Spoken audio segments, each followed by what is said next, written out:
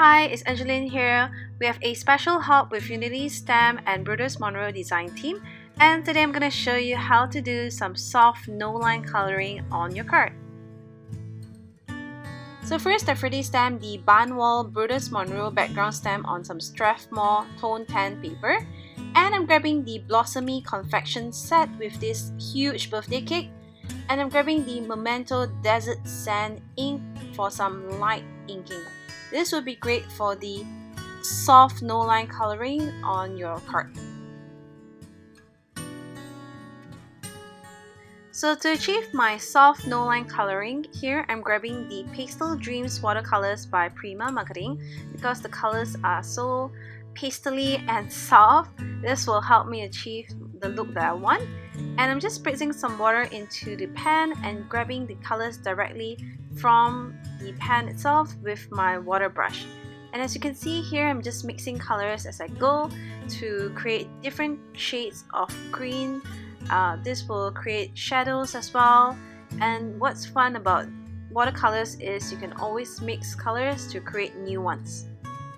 So here I'm just going to paint the rest of the leaves in, and as you can see, you don't really need skills to paint these in. Just add colors and just have fun and paint as your heart wishes. So for the flowers here, I'm starting off with the light pink, and I'm just adding some water as I go along to create lighter shades of pink as well. And here I'm adding the red and mixing it along with the pink to create shadows to the center of the flower.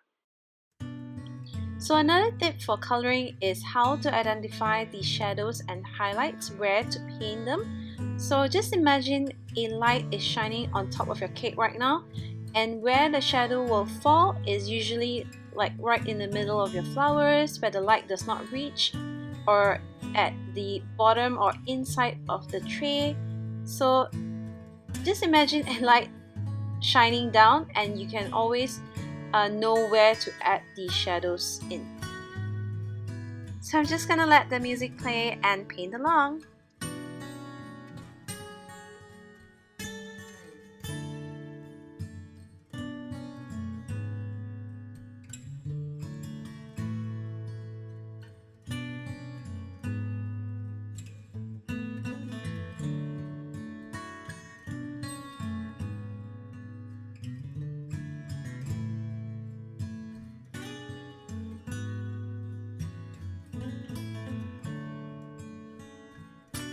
So it's time to assemble my card. So because I want to give a distressed edge to the barn wall here that I've already stamped, I'm just tearing the paper manually using my hands to create the rough edge and just adhering it to my card.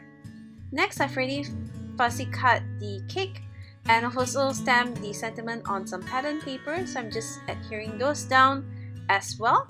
And next, I'm grabbing the Unity Stamp Aurora sequins here to add more bling to my card. So here is my finished card. I hope you enjoyed this quick tip technique, and thanks for watching. Bye!